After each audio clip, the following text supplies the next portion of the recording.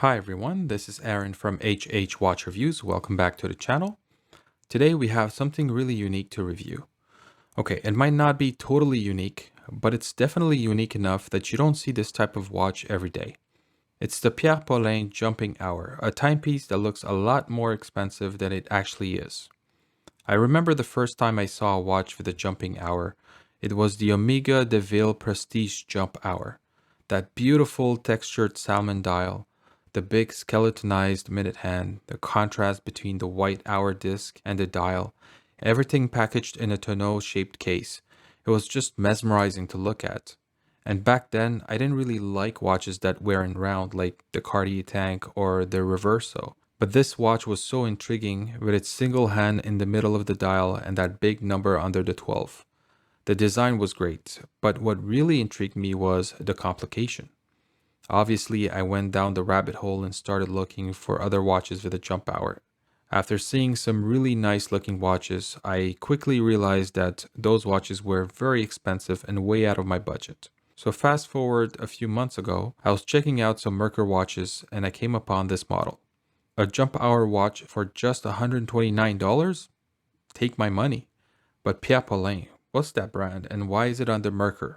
Well, apparently the Merkur watch group has many independent watch brands under it, such as Merkur, Pierre Paulin, Shexin, and others.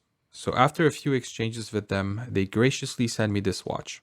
I didn't have to pay for it and I don't have to send it back. But as always, that won't affect my review of this watch and they'll see this video at the same time as everyone else on YouTube. But before we dive in, do me a favor and hit that subscribe button. And while you're there, click on that notification bell so you don't miss any of my watch reviews. This helps the channel grow and I get to share more watches with you guys. So this case is offered in two different sizes. There is a 36mm version and a 38mm version. Both sizes are available with a salmon dial or a silver dial. Personally, I prefer the 36mm size, but the case was different and I thought this one looked better. So I went with the 38mm silver dial. And speaking of size, the numbers I got using my calipers is a bit higher compared to what they have listed on their website. So for example, I measured the case at 38.5 millimeters. The lug to lug is 46.5 millimeters, which they have it listed as 45 millimeters. And the thickness is 13 millimeters. Now on paper, those dimensions are great, but how does it look on wrist? At first glance, this watch looks a little bit bigger than what numbers might suggest, and that's because of the 33mm dial. But then you just keep staring at that dial and the case just disappears. The entire case has a brushed finish and there aren't any polished surfaces that catch the light and distracts you from the dial. So this case really allows the dial to shine and be the main focus. I really like the design choice for going for a full brush case. Now the second thing you notice while wearing this watch is how close to the wrist it sits. That 13mm thickness includes the boxed K1 mineral crystal, and it's a really thick piece of crystal. The case without the crystal actually measures around 9.5 millimeters, so when you wear the watch, you barely notice the crystal at all, and the watch sits flat and close to the wrist. Around the dial, there is a stepped bezel. I think it fits the overall design, and unlike the San Martin SN0106 that I reviewed a few months ago, this bezel doesn't catch a lot of dust. Or at least it doesn't show, and that's probably because it has a brushed finish also. Now, if we turn the case to its side, the profile is simple and elegant. There's a nice downturn to the lugs, which again helps with the comfort on wrist. There's drilled lug holes for easy strap changing, and the brush finish is consistent throughout the entire case, whether it's the top of the lugs or the side, or even the case back. The case back is pretty simple with some text and a line etched on it. That's something that really bothers me because there is a Pierre Paulin branding on the dial, a line etched on the case back, and what seems to be the Merkur logo on the crown. There's just too many different brandings on this watch in my opinion. As a brand, I think they really need to stick to one branding, one logo, and it just makes it better and more consistent throughout the case. Now the watch runs on the Seagull ST17 automatic movement. It has hand winding but no hacking. That means that the seconds hand doesn't stop when setting the time. The beat rate is 21,600 beats per hour and it has about 40 hours of power reserve. Now, what truly steals the show here is the unique jumping hour mechanism. Instead of traditional hands, this watch displays the hour through a window at the 12 o'clock position, and it jumps to the next hour at the top of each hour, giving you an instant hour change. You know that feeling when a watch has an instant date change at midnight? Well, this has that, but for each hour, and it's just so good to look at. Now, obviously, with the hour showing in that window, there's no need for hour markers on the dial. So instead, you have a minute track with markings for each 5-minute interval.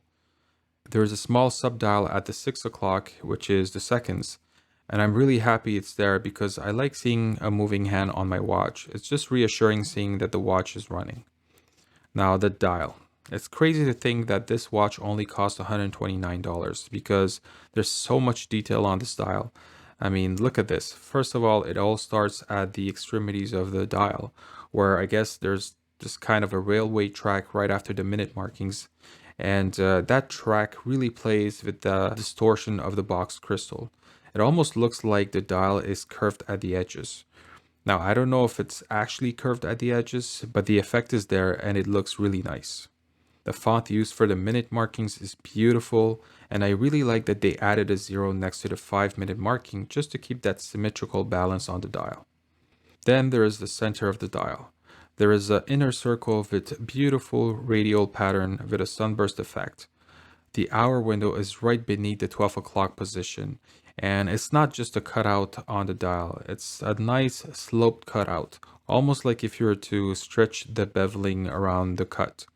Overall, I think this is a very beautiful dial. There's a good vertical balance to the dial with the seconds subdial and the hour window and branding.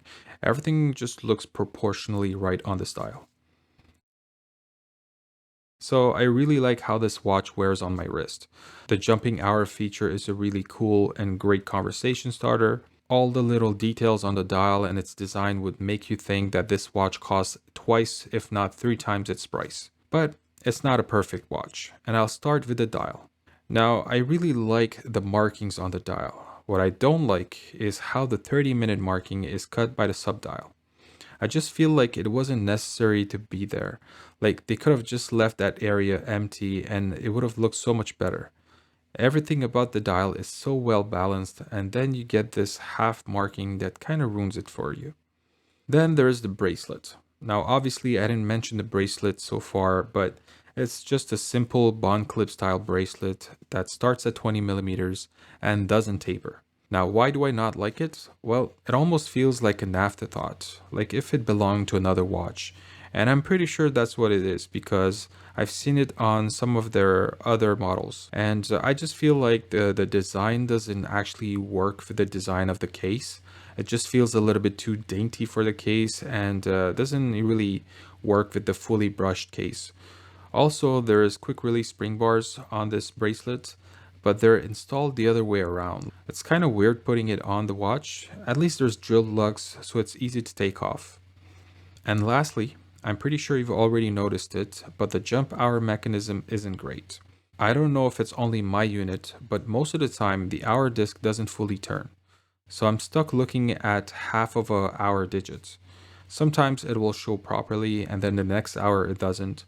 It's very inconsistent and in my opinion a complete deal breaker. Because you want to see that hour first to be able to tell the time, but also because you want to see that instant change, right? So if you can't see it, what's the point? Let's just hope that this is just a faulty movement that I have and it's not a widespread issue. So what's my final verdict on the Pierre Paulin Jumping Hour? Well, it's a fantastic piece that combines a unique time-telling mechanism and a beautifully designed dial.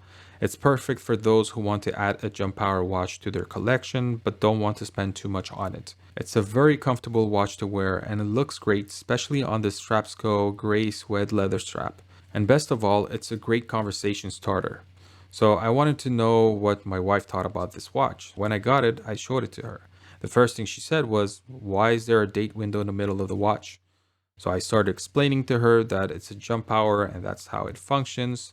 And so she kept asking more questions about the watch. And it was really nice to see that she was kind of interested in the watch, especially since whenever I get a new watch, I show it to her and she's like, Well, it's just the same as the other one that you have in your collection. Anyways, she said that this watch was pretty cool because it had something different from my other watches. But what I want to know is what you think of this watch. Is this a watch that you are planning to buy during the next 11/11 sale? Leave a comment down below and let me know your thoughts about this watch. And that wraps up the review of the Pierre Paulin Jumping Hour. If you want to check out this watch or any other watch under the Merkur group, I will leave a link down below in the description. And as usual, if you enjoyed this video, please like it and share it with a friend or two. And if you want to see more watch content, please subscribe to the channel and click on that notification bell to be notified when I upload a new video. And as always, thank you for watching, and I'll talk to you on the next one.